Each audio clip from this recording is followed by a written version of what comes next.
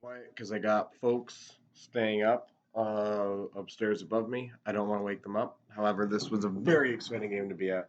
I was at this game. Full disclosure, I did miss the first half of the first period of this game because of traffic.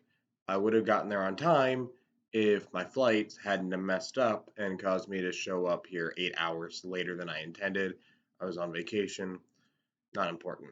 So, but onto the game. The only important part is I missed the first 10 minutes. Really missed the first goal.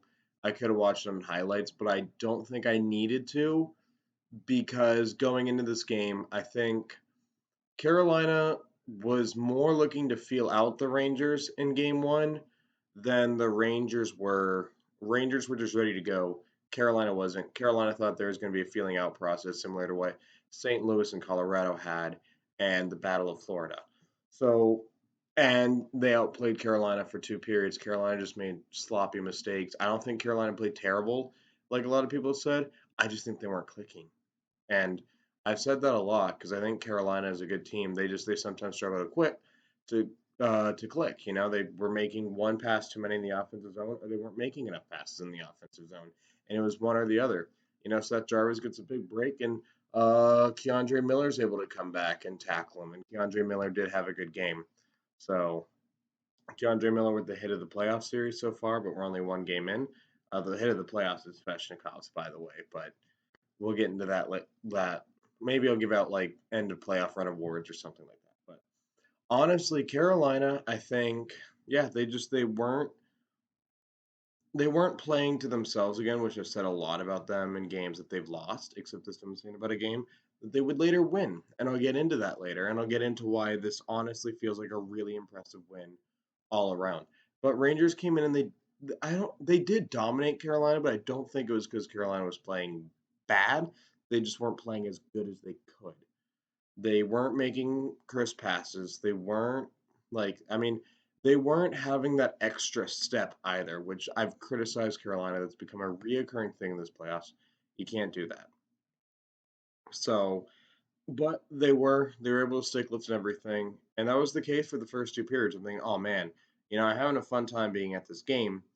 However, Carolina does need to turn things around. But I remember going into the second period, they were down 1-0. They were only down by one, and they were down 1-0. And I said, hey, all we need is one period. I was saying that. I was like, one period, and this game is ours. We win the period, we win the game. It's a one-goal game.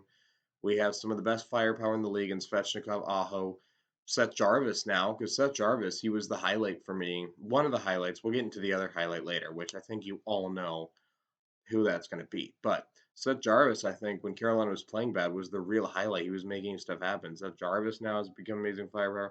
Tara Vinen.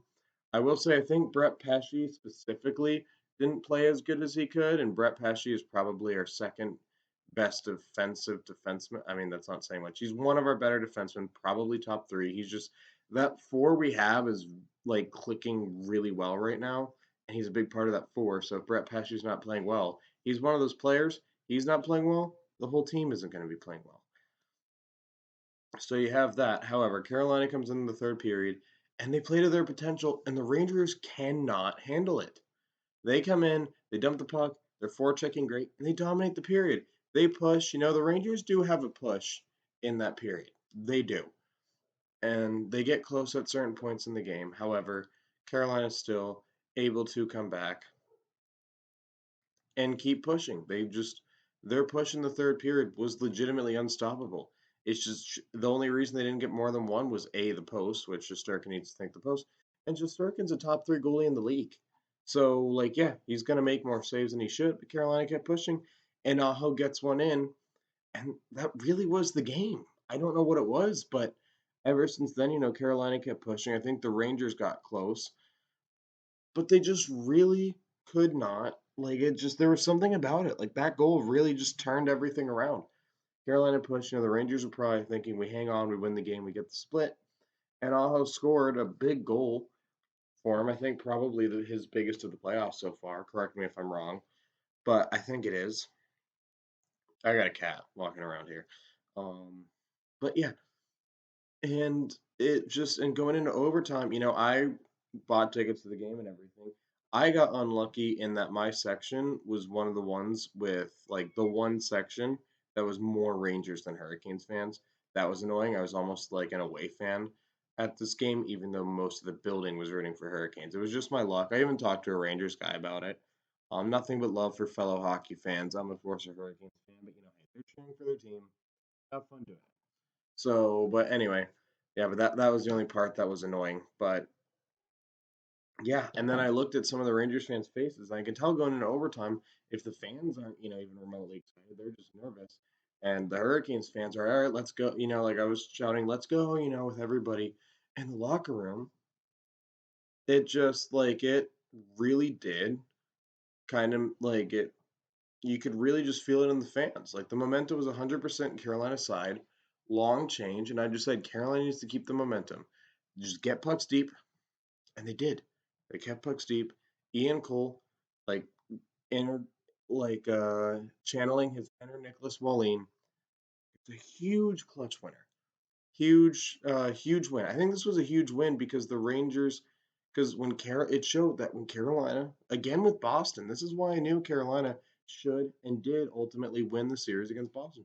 When Carolina plays to their full potential, even in games they lost, in games 4 and 6, I think it was, they were the Rangers couldn't skate with them. So all Carolina has to do is play with their potential. It seems like. I mean, look, game two could be a different game.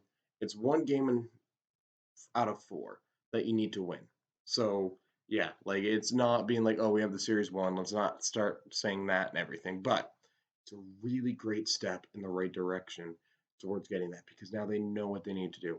As for Hurricane of the game, all the stuff I've just talked about, with as soon as the Hurricanes pushed and really played Carolina Hurricane hockey, the Rangers were stuck. However, we wouldn't be in that position if it wasn't for Ronta making incredible saves, which is why Ronta is Hurricane of the game.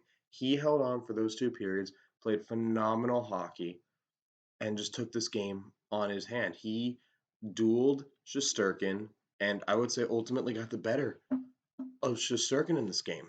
And that's really impressive for someone like Ranta. I didn't have high hopes for Ranta. Ranta and Freddie Anderson are one of the people I were ranting about coming into Carolina at the beginning of the offseason, which bad take by me. And a lot of people be like, oh, that take was terrible and everything. Yeah, it was a bad take. I'm happy it was a bad take because Ranta has come in and he has honestly kind of, I would say, maybe been the MVP so far in this playoff run for Carolina. Just phenomenal hockey by the guy. And phenomenal third period for the Carolina Hurricanes, which shows all we got to do that is go for 3 periods. We will outplay the Rangers. They were hitting Adam Fox every chance he touched the puck. That's going to add up. And the Rangers, I didn't think they were targeting Slavin or D'Angelo as much as they should. So we're out hitting the players we need to hit. We're coming in when we forecheck and everything. They have not been able to skate with us so far. It's one game out of 7. It's probably going to be a tough 6, 7 game series. I'm not saying that's not going to be a thing.